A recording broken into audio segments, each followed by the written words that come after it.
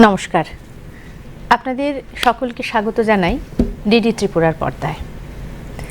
আমরা সকলেই লক্ষ্য করে থাকি, যখন কোনো শিশু জন্মগ্রহণ করে তার কিছুদিন পর থেকেই সে তার ব্যবহার্য জিনিসপত্র এবং তার খেলনা এইগুলোর ওপর তার অধিকার প্রদর্শন শুরু করে।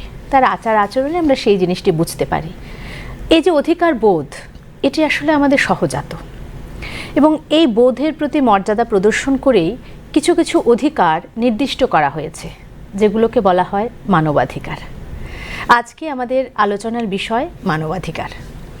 আমরা এই বিষয়ে বিস্তারিত জানব এবং যিনি আমাদের এদিকে আলোকপাত করবার জন্য আজকে আছেন আমাদের মধ্যে, তিনি Shri Purushottam Roy Barman, senior advocate, Tripura high court এবং ত্রিপুরা হিউম্যান রাইটস অর্গানাইজেশনের সেক্রেটারি। স্যার, প্রথমে আপনাকে স্বাগত। আপনাকেও ধন্যবাদ জানাই এবং দূরদর্শন ত্রিপুরাকেও ধন্যবাদ জানাচ্ছি আজকে মানবাধিকার নিয়ে এই ধরনের অনুষ্ঠানের আয়োজন করার জন্য এবং আমাকে আমন্ত্রণ করে অংশগ্রহণ করার সুযোগ করে দেওয়ার জন্য। স্যার, আমরা মানবাধিকার এই শব্দটি বহুল প্রচলিত বলতে পারি, কিন্তু সঠিক ধারণা অনেকেরই হয়তো নেই, কিছুটা অন্ধকারচ্ছন্ন বা আবছা ধারণা আছে। প্রথমে যদি একটু বলেন যে মানবাধিকার বিষয়টা কি?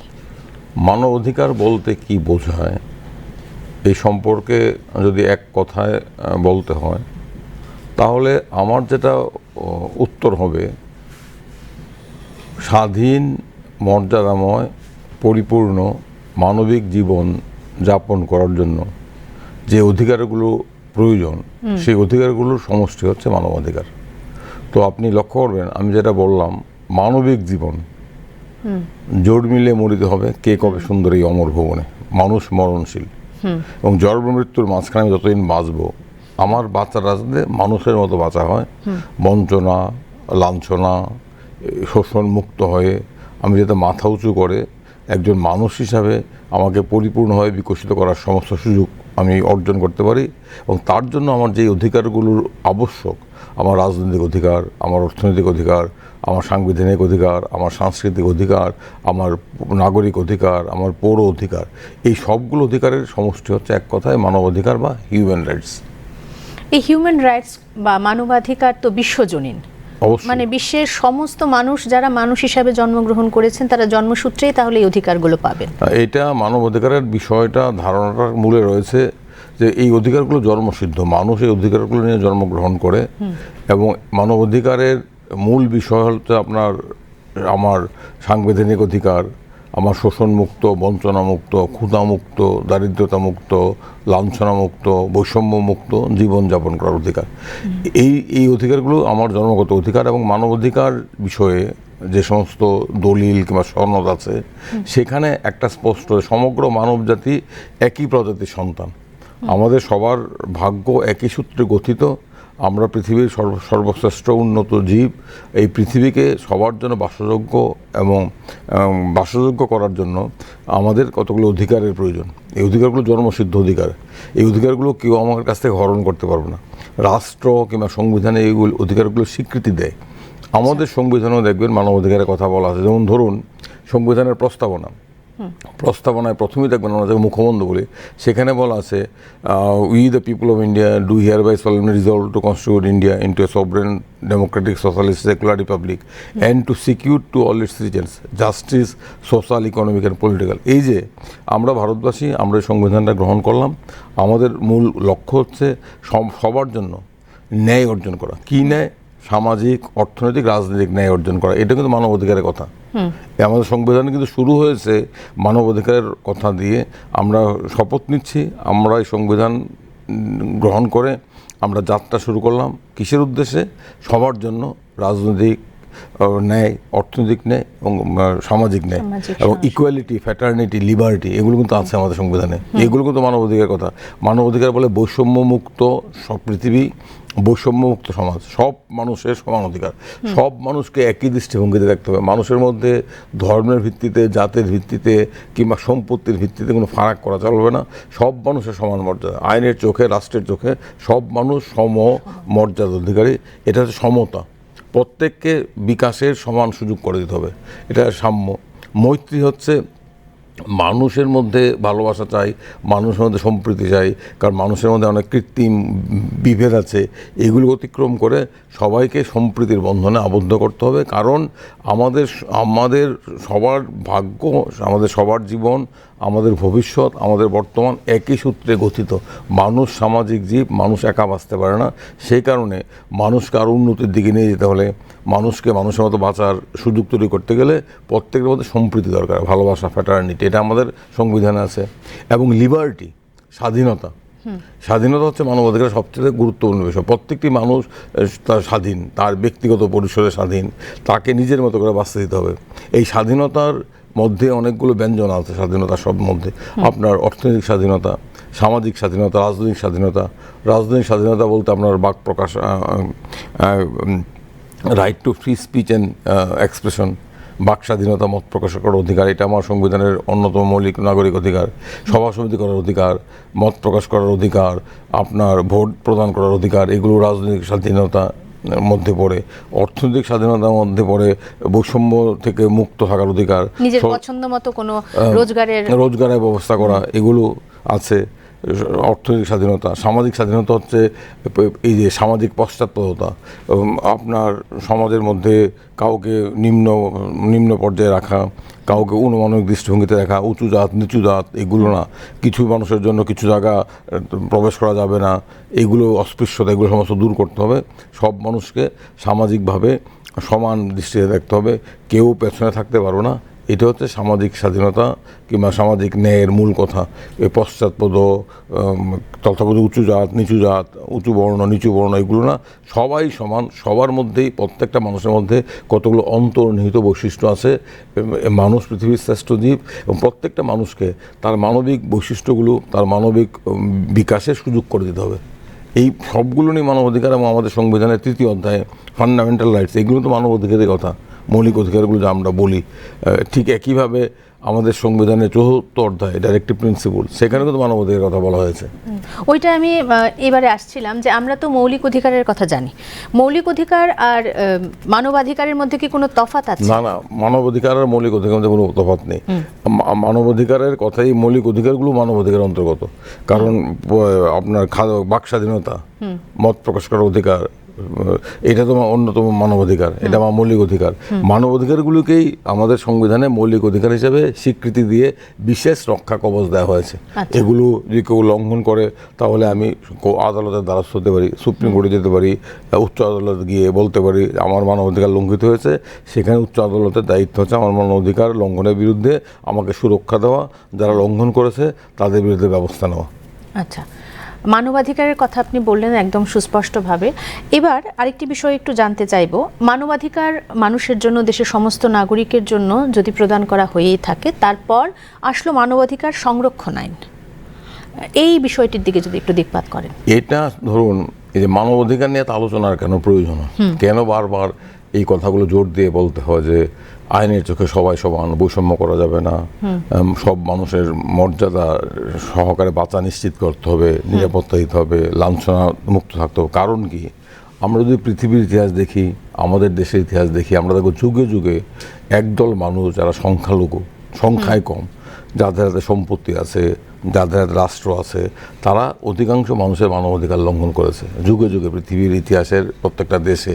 সেই কারণেই মানবাধিকারের এই প্রশ্নগুলো এসেছে। কেন মানবাধিকার এত চিৎকার করার প্রয়োজন হয়, কেন মানবাধিকার এত ঘোষণা করার প্রয়োজন হয়, কেন মানবাধিকার নিয়ে সতর্কতা কিংবা সচেতনতা সৃষ্টি করার প্রয়োজন পড়ে? কারণ আমাদের মানবাধিকার লঙ্ঘন করে এক শ্রেণীর মানুষ, একদল মানুষ যাদের হাতে ক্ষমতা আছে, যাদের হাতে অস্ত্র আছে, যাদের হাতে শাস্ত্র আছে, তারাই যুগে যুগে মানুষের অধিকার লঙ্ঘন করে, মানুষকে বৈষম্যের জাতাকলে রেখে দেয়, মানুষকে পীড়ন করে, মানুষকে ধর্মের নামে বঞ্চনা করে, জাতপাতের প্রশ্ন তুলে মানুষকে উঁচু নিচু পর্যায়ে ফেলে দেয়। তার জন্যই মানবাধিকারের প্রশ্নগুলো বারবার উচ্চারণ করতে হয়। আমরা দেখেছি যুগে যুগে এই মানবাধিকারের জন্য মানুষ লড়াই করেছে, সংগ্রাম করেছে, বারবার মানুষ এই কথাটা ঘোষণা করেছে যে সবার উপর মানুষ সত্য, তার উপর কেউ নেই। এটা কিন্তু একটা শাশ্বত বাণী, মূল সত্য। এটা বারবার বিভিন্ন সময়ে বিভিন্ন মনীষীরা, ঋষিরা, চিন্তাবিদরা, দার্শনিকরা এই কথা বারবার জোর দিয়ে বলেছেন, সমস্ত রকম অনাচারের বিরুদ্ধে, সমস্ত রকম বৈষম্যের বিরুদ্ধে, সমস্ত রকম লাঞ্ছনা শোষণের মুখে দাঁড়িয়ে বলেছে মানুষকে খাটো করবে না, মানুষের মর্যাদাকে কোনোভাবেই খাটো করা যাবে না, কারণ মানুষ হচ্ছে পৃথিবীর অন্যতম শ্রেষ্ঠ জীব, সবার উপর মানুষ সত্য, মানুষকে কোনো অমর্যাদা করা যাবে না। এটা কিন্তু বারবার এই ঘোষণাগুলো করতে হয়েছে, কারণ যুগে যুগে একদল সংখ্যালঘু মানুষ যাদের হাতে সম্পত্তি আছে, যাদের হাতে ক্ষমতা আছে, তারা অধিকাংশ মানুষের মানবাধিকার লঙ্ঘন করে। তার বিরুদ্ধে লড়াই করতে করতে মানবাধিকারের ধারণা স্বীকৃতি পেয়েছে, মানবাধিকারের ধারণা সম্প্রসারিত হয়েছে, মানবাধিকার সুরক্ষার জন্য অনেক রক্ষা কবচ আমরা তৈরি করেছি। মানবাধিকার সম্পর্কে বা বিষয়টা জানলাম, বা এটা রক্ষা করার জন্য সংরক্ষণ আইনও আছে। এবার ভারতীয় মানবাধিকার সংরক্ষণ কমিশন একটা আছে, হিউম্যান রাইটস কমিশন। তো এবার এই কমিশনটার যে হায়ারার্কিটা আছে ওইটা যদি একটু বলেন, কারণ একজন মানুষের যদি মানবাধিকার লঙ্ঘিত হয় সে তো দ্বারস্থ হবে হিউম্যান রাইটস কমিশনের কাছে। সেটা প্রথমত হলো আমরা 1991 সনে 1993 সনে আমরা ন্যাশনাল হিউম্যান রাইটস জাতীয় মানবাধিকার কমিশন গঠন করা হলো, ন্যাশনাল হিউম্যান রাইটস কমিশন। এইটা জাতীয় স্তরে তাদের দায়িত্ব হচ্ছে মানবাধিকার রক্ষা করার ক্ষেত্রে এটা ভূমিকা গ্রহণ করা, তারা একটা আইনি সংস্থা। এটা আন্তর্জাতিক বাধ্যবাধকতার ফলে রাষ্ট্রসংঘের সদস্যভুক্ত বিভিন্ন দেশগুলোকে এই ধরনের মানবাধিকার সংগঠন, মানবাধিকার কমিশন গঠন করতে হয়। ভারত সরকার এটা গঠন করেছে এবং রাজ্যে রাজ্যে রাজ্য মানবাধিকার কমিশন আছে। তাদের কাজটা হচ্ছে মূলত, মানবাধিকার কমিশনের কাজটা হচ্ছে রেকমেন্ডারি পাওয়ার, যে যেখানে কোনো মানবাধিকার লঙ্ঘন হয় তারা সেই লঙ্ঘনের বিরুদ্ধে সুপারিশ করতে পারে সরকারের কাছে, কেন্দ্রীয় সরকার এবং রাজ্য সরকার। এটা হচ্ছে ন্যাশনাল হিউম্যান রাইটস কমিশন এবং রাজ্যভিত্তিক স্টেট হিউম্যান রাইটস কমিশন, এইটা আছে। কিন্তু এর চাইতেও যেটা অত্যন্ত গুরুত্বপূর্ণ, আমাদের সংবিধান মানবাধিকার লঙ্ঘনের ক্ষেত্রে নাগরিকদের কতগুলো প্রতিকার দিয়েছে। প্রথমত সংবিধানের 32 ধারা অনুযায়ী কোনো নাগরিক যদি তার মানবাধিকার রাষ্ট্র কিংবা রাষ্ট্রের কোনো এজেন্সি লঙ্ঘন করে, সেক্ষেত্রে তার সরাসরি সুপ্রিম কোর্টে গিয়ে মামলা করার সুযোগ আছে। সংবিধানের 32 অনুচ্ছেদে এই সুযোগ প্রত্যেকটা নাগরিককে দেওয়া হয়েছে। একইভাবে আমাদের উচ্চ আদালত, হাইকোর্টেরও ক্ষমতা আছে। সংবিধানের 226 অনুচ্ছেদে প্রত্যেকটা নাগরিককে সুযোগ দেওয়া হয়েছে, for enforcement of his legal and constitutional rights he or she can approach the high court. অর্থাৎ কোনো নাগরিক যদি মনে করে তার মানবাধিকার লঙ্ঘিত হচ্ছে, তার অন্য আইনি অধিকার লঙ্ঘিত হচ্ছে, সে তার বিরুদ্ধে প্রতিকার চেয়ে উচ্চ আদালতে 226 ধারা রিট মামলা করতে পারে। তাহলে মানবাধিকার লঙ্ঘনের ক্ষেত্রে, মানবাধিকার রক্ষার ক্ষেত্রে, মানবাধিকার সম্প্রসারণের ক্ষেত্রে গুরুত্বপূর্ণ ভূমিকা এবং দায়িত্ব রয়েছে সুপ্রিম কোর্ট এবং হাইকোর্ট। এটা হচ্ছে মূল দায়িত্ব। তারা ইচ্ছা করলে, তাদের হাতে ক্ষমতা আছে, তারা মানবাধিকার লঙ্ঘন করলো তাদের বিরুদ্ধে ব্যবস্থা নিতে পারে, তাদেরকে শাস্তি দিতে পারে। আর এরপরে হচ্ছে হিউম্যান রাইটস কমিশন ন্যাশনাল লেভেলে, স্টেট লেভেলে, তাদের কাজটা হচ্ছে মূলত তদন্ত করা, সুপারিশ করা। তাদের কিন্তু সেই আইনি ক্ষমতা নেই, শাস্তি দেওয়ার খুব একটা আইনি ক্ষমতা নেই এখন অবধি। তাদের মূলত আছে বিভিন্ন ঘটনার অনুসন্ধান করে, যদি তারা মনে করে এই ক্ষেত্রে মানবাধিকার লঙ্ঘিত হয়েছে, তারা সংশ্লিষ্ট সরকারকে বলতে পারে আমরা এই সুপারিশ করলাম, তোমরা এই সুপারিশ করলে ব্যবস্থা নাও। আচ্ছা, এক্ষেত্রে একটা জিনিস বোধহয় সাধারণ জনগণের জন্য জানবার খুব প্রয়োজন, যে একজন মানুষ ধরুন লংতরাইয়ের প্রত্যন্ত অঞ্চলে থাকেন, তিনি হাইকোর্ট অবধি পৌঁছতে পারবেন বা কোনোভাবে পৌঁছলেন, তো উনি যে আপিলটা করবেন বা অভিযোগটা দাখিল করবেন, সেক্ষেত্রে কি কোনো পয়সা করি বা এইসবের ব্যাপার থাকবে? এটা তো আমাদের দেশে লিগাল এইড সিস্টেম আছে। যারা দুস্থ, যাদের পক্ষে আইনের সুযোগ নেওয়ার মতো আর্থিক সক্ষমতা কিংবা সামাজিক সক্ষমতা নেই, তাদের বিনামূল্যে আইনি পরিষেবা দেওয়ার জন্য লিগাল এইড ব্যবস্থা আমাদের দেশে আছে। এটা নিতে পারেন, কিন্তু অনেক ক্ষেত্রে সেই লিগাল এইড ব্যবস্থা ঠিক ততটা কার্যকরী ভূমিকা পালন করতে পারে না। সেক্ষেত্রে এরকম কোনো নাগরিক যদি দুঃস্থতার কারণে, অভাবের কারণে আদালতে আসা থেকে বঞ্চিত হন, অন্তরায় হয়, সেক্ষেত্রে তাদের দায়, সেক্ষেত্রে বিভিন্ন মানবাধিকার সংগঠন কিংবা যে সমস্ত আইনজীবী আছে তাদের দায়িত্ব সেই ব্যক্তিকে সাহায্য করা। এটা প্রত্যেকটা আইনজীবীর কিংবা যে কোনো সমস্যা সচেতন মানুষের দায়িত্ব। কারণ শুধুমাত্র আমার মানবাধিকার লঙ্ঘিত হলেই আমি ব্যবস্থা নেব তা নয়। একজন নাগরিক হিসেবে আমার দায়িত্ব রয়েছে সহনাগরিকের ক্ষেত্রে যদি মানবাধিকার লঙ্ঘন ঘটে, তাকে তার বিরুদ্ধে প্রতিকার পেতে সাহায্য করা, এটা আমার নৈতিক দায়িত্বের মধ্যে পড়ে। সেই যদি আপনি যে কথা বললেন লংতরের কোনো মানুষ তার আর্থিক অসুবিধা কিংবা অন্যান্য অসুবিধার কারণে উচ্চ আদালত আসতে পারছে না, প্রথমত সে লিগাল এডে যেতে পারে। এখন প্রশ্ন হলো লিগাল এডে যাওয়ার মতো তার সে জানে কিনা লিগাল এড আছে। অনেক ক্ষেত্রে লিগাল এডের ব্যবস্থা আছে, সেটা সে জানেও না। সেক্ষেত্রে দায়িত্ব হবে বিভিন্ন সামাজিক সংস্থাগুলোর, বিভিন্ন মানবাধিকার সংগঠনগুলোর। তাদের দায়িত্ব হচ্ছে সেই মানুষটার কাছে পৌঁছা, তাকে আদালতের দরজায় পৌঁছতে সাহায্য করা। হ্যাঁ, আরেকটা বিষয় যদি একটু বলেন যে মানবাধিকার লঙ্ঘনের ক্ষেত্রে বা সেই আপিলের ক্ষেত্রে এমন কি কোনো সময়সীমা আছে যে এই নির্দিষ্ট সময়ের মধ্যে আমাকে অভিযোগটা কোর্টে দাখিল করতে হবে? এটা সাধারণত হচ্ছে সুপ্রিম কোর্ট, হাইকোর্টে সাধারণত উইদিন 3 বছরের মধ্যে। কিন্তু আর একটা কথা, জীবনের অধিকার যেখানে প্রশ্ন, সেখানে বিলম্বটা বিষয় নয়। বিলম্ব হলো 3 বছরের পরও আদালত প্রয়োজনীয় ক্ষেত্রে এই ধরনের মামলা গ্রহণ করতে পারে, সেখানে বিলম্বটা বিষয় নয়। বিষয়টা হচ্ছে জীবনের অধিকার, বাঁচার অধিকার যদি কারোর লঙ্ঘন হয়, সেক্ষেত্রে 3 বছর 5 বছর পরও করা যায়।